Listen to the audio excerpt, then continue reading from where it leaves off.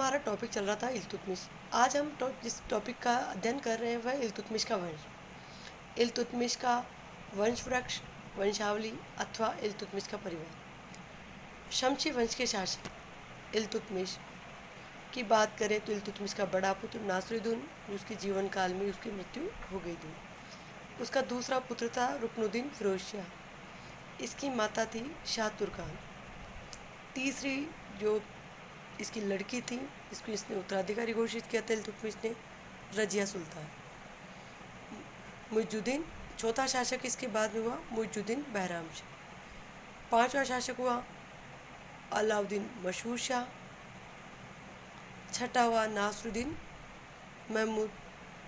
सातवें की बात करें तो बहाउद्दीन बलबन।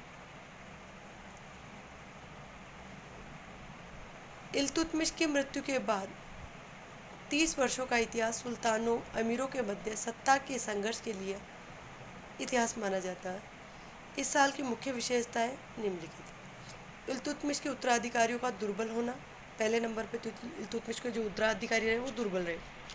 दूसरी बात कहें तो तुर्क अमीर दरबार में जो अधिकारी होते थे उनके अंदर महत्वपूर्ण जो थे तो वो तुर्की अमीर थे और उन तुर्की अमीरों की क्या हुई, महत्वाकांक्षा बढ़ गई।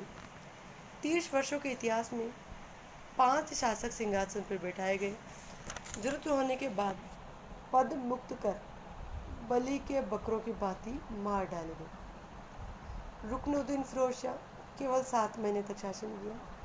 उसके पश्चात रजिया शासक बनी। रजिया का शासन कहें तो 1236 से लेकर 1240 ईस्वी तक उसने शासन किया। फिर मुइजुद्दीन बहराम शाह 1240 से 1242। अलाउद्दीन मशहूद शाह 1242 से 1246। नासिरुद्दीन महमूद 1246 से लेकर 1266 तक उन्होंने शासन किया। इल्तुतमिश ने अपने असाधारण निर्णय के द्वारा रजिया को उत्तराधिकारी नियुक्त किया था, परंतु निर्णय की अवहेलना कर अमीर व उलेमा ने इल्तुतमिश के दूसरे दिन उसके अयोग्य पुत्र रुकनुद्दीन फिरोज शाह को गद्दी पर बिठा दिया। उसकी माता शाह तुर्कान एक दासी थी जिसने शासन की बागडोर संरक्षिका के रूप में अपने हाथ में ले ली, लेकिन दुर्भाग्य से सल्तनत के शासन को आतंक के शासन में बदल दिया। परिणाम शीघ्र ही साम्राज्य के अधिकांश मलिक व अमीर उसके विरुद्ध हो गए।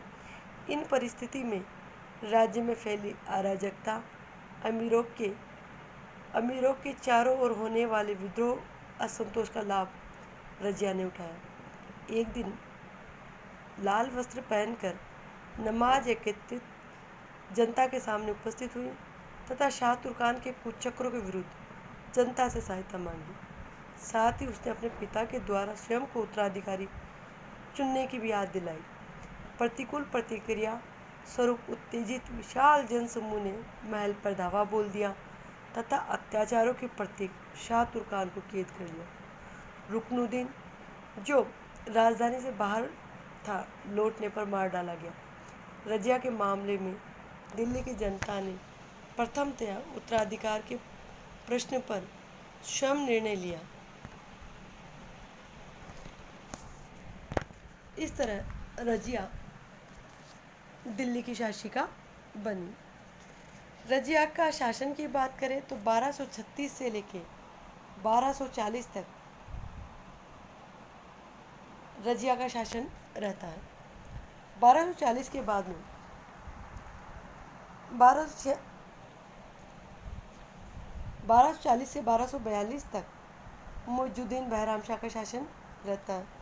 मुइजुद्दीन अपनी शासन की सत्ता को सुरक्षित करने के लिए तुर्क अधिकारियों ने एक नवीन पद नाइब मुमालिकात की स्थापना की, जो संपूर्ण अधिकारों का स्वामी होगा।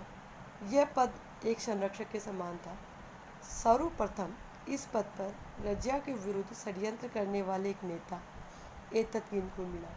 इस प्रकार वास्तविक शक्ति व सत्ता अब 3 दावेदारों के पास होगी, सुल्तान, नायब तथा वजीर। उसके शासनकाल में 1241 में मंगोलों का आक्रमण भारत पर हुआ। नेक्स्ट शासक अलाउद्दीन मशहूर शाह।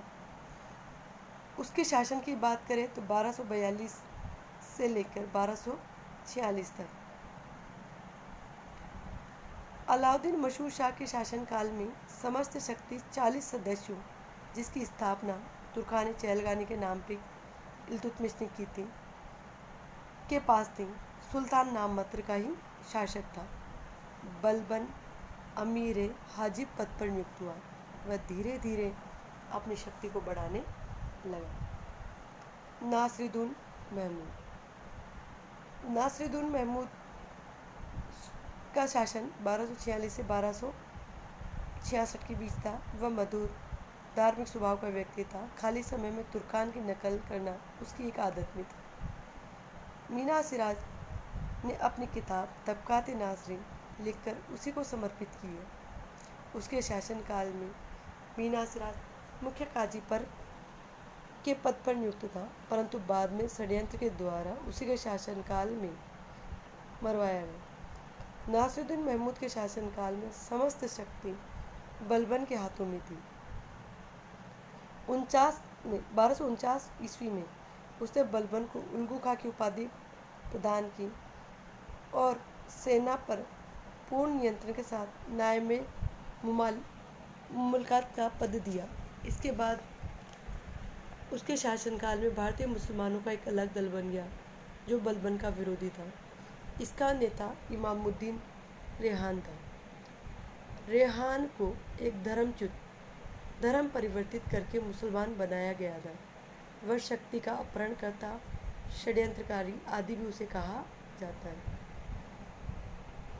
1265 ईस्वी नासिरुद्दीन की मृत्यु होने के बाद बलबन ने स्वयं को सुल्तान घोषित किया तथा नासिरुद्दीन महमूद का उत्तराधिकारी बना। इस प्रकार जो इस वंश क्रम के अंदर 7वां नंबर दिया गया बहाउद्दीन बलबन शमशी वंश के बाद में बलबन गुलाम वंश अथवा मामलुक वंश का एक महत्वपूर्ण शासक हुआ। उसके बारे में हम आगे वीडियो में चर्चा करेंगे। धन्यवाद विद्यार्थी।